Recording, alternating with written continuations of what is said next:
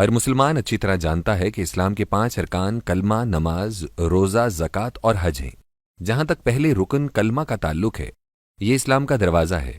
اس سے گزر کر ہی کوئی شخص دائرہ اسلام میں داخل ہوتا ہے اور مسلمان کہلانے کا حقدار ہو جاتا ہے۔ کلمہ پڑھنے کا مطلب ہے کہ ایک شخص گواہی دیتا ہے کہ اللہ کے سوا کوئی عبادت کے لائق نہیں اور حضرت محمد صلی اللہ علیہ وسلم اللہ کے بندے اور رسول ہیں۔ اگر یہ کہا جائے تو غلط نہ ہوگا کہ یہ مبارک کلمہ ایک ایسا بیج ہے جس میں اسلام کا مکمل درخت موجود ہے۔ مسلمان ہونے کا مطلب یہ ہے کہ ایک انسان نے تسلیم کر لیا کہ اس کا خالق، مالک، رازق، پروردگار اور مشکل کشا صرف اور صرف اللہ تعالیٰ ہے۔ گویا وہ زندگی گزارنے کے لیے صرف اللہ تعالیٰ کا محتاج ہے۔ پھر یہ کہ اللہ رب العزت بھی ہے۔ اگر وہ اپنی اس صفت کا کھربواں حصہ، بلکہ یوں کہنا چاہیے کہ اتنا حصہ جسے انسان ہندسوں میں شمار ہی نہ کر سکے، کسی کو عطا فرما دے تو وہ شخص دنیا میں بڑی عزت والا ہو جائے گا۔ بہرحال ہماری کیا حیثیت، حمد باری تعالیٰ کا حق تو کوئی بھی ادا نہ کر سکا۔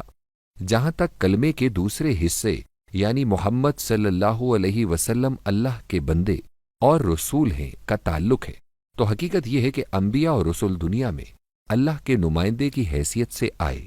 البتہ حضور صلی اللہ علیہ وسلم کی نرالی اور بے مثل شان یہ تھی کہ آپ صلی اللہ علیہ وسلم نہ صرف اس سنہری زنجیر کی آخری کڑی تھے، اور آپ صلی اللہ علیہ وسلم کے بعد نبوت و رسالت کا سلسلہ ہمیشہ ہمیشہ کے لیے بند کر دیا گیا، بلکہ اس نور ہدایت کی بھی تکمیل ہو گئی جس کی طرف تمام انبیاء و رسل منزل بمنزل بڑھ رہے تھے۔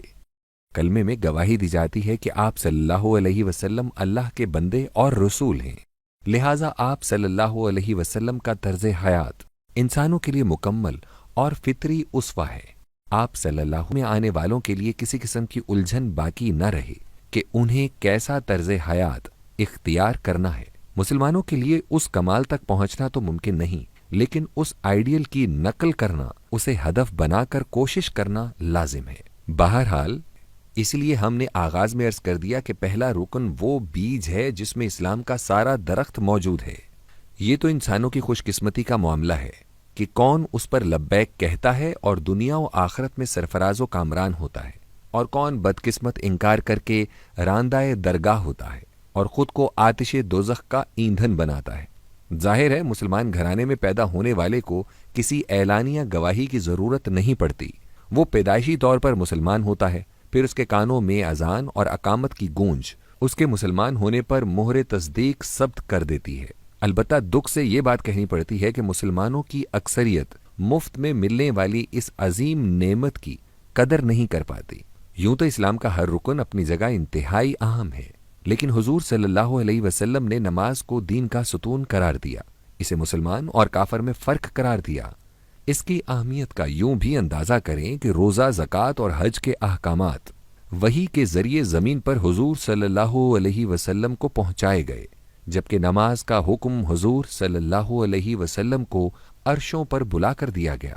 نماز نہ سفر میں معاف ہے نہ جنگ میں، البتہ سفر میں اسے مختصر کر دیا گیا اور دوران جنگ مزید مختصر کرنے کے ساتھ ساتھ ادائیگی کے طریقے میں بھی فرق آ گیا، لیکن اس سے استثناء کسی صورت میں نہیں ہے۔ نماز پڑھنے کے کئی دنیاوی اور طبعی فائدے بھی ہیں، ہم اس طرف نہیں جاتے۔ نماز مسلمان کو ڈسپلن سکھاتی ہے، کیسے یکدم دنیاوی امور کا سلسلہ منقطع کر کے اپنے خالق و مالک کے سامنے حاضر ہو جانا، جھک جانا اور سر بسجود ہو جانا ہے۔ یہ فوری تبدیلی نمازی کے ذہن کو ریفریش کرتی ہے۔ بہرحال اصل بات یہ ہے کہ نماز رب کے سکھائے ہوئے سبق، ہم نے جن اور انسان کو نہیں پیدا کیا مگر اپنی عبادت کے لیے، اس کو واضح کر دیتی ہے۔ اگرچہ عبادت کا مفہوم بہت وسیع ہے، لیکن یقین سے کہا جا سکتا ہے کہ نماز عبادت کا جوہر ہے۔ نماز میں جب مسلمان ہاتھ کانوں کی طرف لے جا کر تکبیر کہتا ہے تو گویا کہہ رہا ہوتا ہے کہ اوہ آل مائٹی گاڈ آئی سرنڈر۔ یہ تو بات ہے انفرادی نماز کی، لیکن مسلمانوں کو حکم نما ترغیب یہ ہے کہ نماز مسجد میں با جماعت ادا کرو۔ یاد رہے مساجد یعنی اللہ کا گھر ایئر کنڈیشنڈ اور اعلیٰ درجے کے قالین بچھانے سے نہیں، نمازیوں کی وجہ سے آباد ہوتے ہیں۔ 5 وقتہ نماز سے اہل محلہ میں میل جول بڑھتا ہے اور جو باہمی محبت کا باعث بنتا ہے۔ ایک دوسرے کے مسائل و مصائب سے آگاہی ہوتی ہے اور وہ ایک دوسرے سے تعاون کرتے ہیں۔ بیمار نمازی کی عیادت کی جاتی ہے، اور اہم ترین بات یہ ہے کہ نماز باجماعت ڈسپلن کی اعلیٰ ترین مثال ہوتی ہے۔ جب نمازی کندھے سے کندھا جوڑ کر ایک صف میں کھڑے ہوتے ہیں تو محمود و ایاز میں فرق ختم ہو جاتا ہے، برتری اور کمتری کا احساس پاش پاش ہو جاتا ہے۔ نماز کا امام دنیاوی تعلیم رکھتا ہے یا نہیں، غریب ہے یا امیر ہے، افسر ہے یا کلرک ہے، ذمہ دار ہے یا کمی، کالا ہے یا گورا، دوران نماز ہر حال میں اس کا اتباع ہوگا۔ اسے غلطی پر لقمہ دیا جا سکتا ہے، اصرار نہیں کیا جا سکتا۔ اس کی صدا پر لبیک نہ کہنا نماز فاسد کر سکتا ہے۔ اس سے بڑا سماجی انصاف اور اس سے کڑا ڈسپلن دنیا میں کہاں نظر آئے گا؟ رمضان المبارک کا روزہ رکھنا بھی اسلام کا اہم رکن ہے۔ حقیقت یہ ہے کہ روزہ اسلام کے باقی ارکان سے کچھ منفرد نظر آتا ہے۔ روزے میں انفرادیت کا پہلو زیادہ عیاں ہے۔ یہ خالصتاً فرد اور رب کا معاملہ ہے۔ اس حوالے سے ایک حدیث کا یہ جز بڑا معنی خیز ہے۔ الصوم لی وعنا عجزی بہی۔ اس کے عام طور پر دو تراجم کیے جاتے ہیں۔ روزہ میرے لیے ہے اور میں ہی اس کا اجر دوں گا، اور دوسرا معنی ہے کہ روزہ میرے لیے ہے اور میں ہی اس کا اجر ہوں۔ جہاں تک پہلے ترجمے کا تعلق ہے، اس پر ایک سوال اٹھتا ہے، باقی تمام نیک اعمال کا اجر بھی تو رب ہی دیتا ہے، پھر روزے کے بارے میں خاص بات کیا ہوئی؟ اس لیے دوسرا ترجمہ منطقی معلوم ہوتا ہے، گویا جس نے روزہ رکھا اسے رب مل گیا، واللہ عالم۔ بعض حضرات روزے سے اجتماعیت کا تعلق یوں بناتے ہیں کہ معاشرے میں کھاتے پیتے لوگوں کو بھی غربت اور افلاس کے شکار اپنے بھائیوں کے مسائل کا احساس ہوتا ہے۔ بہرحال دوران روزہ جب کھانے پینے کی حیوانی خواہش کا دباؤ ختم ہوتا ہے تو روح کے ابھرنے، توانا ہونے کے امکانات بڑھ جاتے ہیں، اور روح کا چونکہ ایک براہ راست تعلق رب العالمین سے ہوتا ہے، جس سے نیک کاموں کے لیے داعیہ مضبوط ہوتا ہے۔ اس سے غریبوں کی مدد، دینی امور کی انجام دہی اور کلام ربانی کی زیادہ سے زیادہ تلاوت دیکھنے میں آتی ہے۔ خاص طور پر رات کو جب قرآن تراویح میں ترتیب کے ساتھ اور منظم انداز میں پڑھا اور سنایا جا رہا ہوتا ہے تو گویا اللہ کی رحمت برسات بن کر برس رہی ہوتی ہے۔ اللہ تعالیٰ اس ماہ مبارک میں نیک کاموں کا اجر بھی بڑھا دیتا ہے۔ نفل کا ثواب فرض جیسا ہو جاتا ہے اور فرض کا ثواب 70 گنا بڑھ جاتا ہے۔ حضور صلی اللہ علیہ وسلم کی ایک حدیث کا جز یہ ہے کہ وہ شخص بڑا ہی بد نصیب ہے جس نے رمضان کا مہینہ پایا لیکن اس کی بخشش نہ ہوئی۔ اللہ تعالی ہم سب کو رمضان سے مستفید ہونے کی توفیق عطا فرمائے، آمین۔ زکوٰۃ کا لغوی مطلب پاک کر دینا، صاف کر دینا۔ قرآن پاک میں نماز اور زکوٰۃ کا ذکر اکثر اکٹھا آیا ہے۔ نماز اگر بدنی عبادت ہے تو زکوٰۃ مالی عبادت ہے۔ یہ ایک مسلمان کے مال کو پاک صاف کر دیتی ہے، اور معاشرے میں جو لوگ اپنی بنیادی ضروریات بھی پوری نہیں کر پا رہے ہوتے انہیں جان اور جسم کا رشتہ قائم رکھنے میں تعاون مل جاتا ہے۔ صاحب نصاب کے لیے زکوٰۃ کی ادائیگی فرض ہے، وگرنہ وہ گناہ گار ہوگا۔ گویا زکوٰۃ کا انفرادی اور اجتماعی دونوں سطحوں پر رول ہے۔ اللہ تعالی ہمیں معاف فرمائے۔ زکوٰۃ کے معاملے میں ہمارے معاشرے کی سوچ دین کی ہرگز ترجمہ نہیں ہے۔ ہمارے معاشرے میں ایک تاثر ہے کہ زکوٰۃ دینے والا زکوٰۃ لینے والے پر شاید احسان کر رہا ہے۔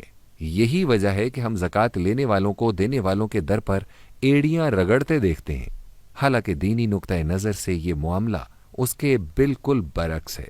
پہلی بات یہ کہ جب زکوٰۃ ادا کرنا فرض ہے تو اسے لینے والے نے زکوٰۃ لے کر اسے یعنی زکوٰۃ دینے والے کو اس فریضے کی ادائیگی میں مدد کی، گویا ایک لحاظ سے محسن زکوٰۃ لینے والا ہے۔ اصولی طور پر زکوٰۃ ادا کرنے والے کو مستحق کے پاس جا کر اپنا یہ فرض ادا کرنا چاہیے۔ کسی قسم کی فضیلت، بڑائی، فخر کرنا یا دوسرے فریق پر حقارت کی نگاہ ڈالنا سارے عمل کو تباہ کر دے گا، بلکہ الٹا خسارے کا معاملہ ہو سکتا ہے۔ زکوٰۃ معاشرے کے عدم توازن اور عدم مساوات کے خلاف ایک بہت بڑا ہتھیار ہے۔ زکوٰۃ ارتکاز دولت کی جڑ کاٹ دیتا ہے۔ اصولی طور پر ایک اسلامی ریاست میں یہ ریاست کی ذمہ داری ہے کہ زکوٰۃ جمع کرے اور مستحقین میں فقہی قوانین کو مد نظر رکھتے ہوئے تقسیم کرے۔ جہاں زکوٰۃ کا نظام دینی اسپرٹ کے عین مطابق قائم اور نافذ ہو، وہ جگہ سرمایہ دارانہ نظام اور سودی معیشت کے لیے نو گو ایریا بن جاتی ہے۔ انسانیت آج ہیوز اور ہیو ناٹس میں کشمکش کو دور کرنے میں بری طرح ناکام ہے۔ جب تک دنیا میں مین میڈ معاشی نظام موجود اور نافذ رہے گا جس میں سود کو مرکزی حیثیت حاصل ہے، تو عمارت اور غربت دونوں انسانی زندگی کو جہنم بنائے رکھیں گی۔ رب کائنات جو انسانی فطرت کا خالق بھی ہے، وہی ایسا نظام عطا کرتا ہے جو آخرت کو تو سنوارے گا ہی، دنیا کو بھی جنت نظیر بنا دے گا۔ حج اسلام کا ایسا رکن ہے جس کے بارے میں یہ کہا جا سکتا ہے کہ اس میں مالی بدنی عبادات جمع کر دی گئی ہیں۔ حج عاقل و بالغ صاحب حیثیت مسلمان پر فرض ہے۔ حضور صلی اللہ علیہ وسلم کی ایک حدیث مبارکہ ہے جس کا مفہوم یہ ہے کہ جو شخص استعداد کے باوجود حج ادا نہیں کرتا، اللہ کو اس سے کوئی غرض نہیں کہ وہ یہودی کی موت مرا یا نصرانی کی۔ حج میں امت مسلمہ کو ایک جگہ اکٹھے ہونے کا موقع ملتا ہے۔ مختلف نسلوں، رنگوں، زبانوں اور علاقوں کے لوگ صرف ہم مذہب ہونے کی بنا پر جمع ہوتے ہیں۔ وہ ایک دوسرے کو جانتے اور پہچانتے نہیں، لیکن ایک مخصوص وقت میں مل جل کر اٹھتے بیٹھتے اور کھاتے پیتے ہیں۔ دلوں میں دوریاں ختم ہو جاتی ہیں۔ عمرہ جسے حج اصغر بھی کہا جاتا ہے، اس میں سب بڑے چھوٹے حکمران اور عوام ایک لباس میں ہوتے ہیں جو سفید رنگ کا ہوتا ہے، صلہ بھی نہیں ہوتا۔ پھر یہ کہ حج میں ایک دوسرے کے علاقائی مسائل کا علم ہوتا ہے، جس سے انجانے ہونے کے باوجود باہم محبت اور مودت کا جذبہ پیدا ہوتا ہے۔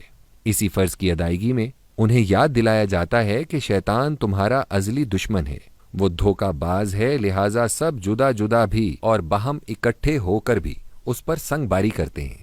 انسان خطا کا پتلا ہے، اس سے خواہی نخواہی گناہ سرزد ہو جاتا ہے۔ اگر اللہ تعالیٰ قبول فرما لے، جسے حج مبرور کہتے ہیں، تو گناہ گار انسان بھی اس طرح ہو جاتا ہے جیسے نوزائیدہ معصوم بچہ ہوتا ہے۔ حج مسلمان کو صبر سکھاتا ہے، دوسروں کو خود پر ترجیح دینے کی ترغیب دیتا ہے، ڈسپلن کا پابند کرتا ہے۔ حج بھی اطاعت امیر کا درس دیتا ہے۔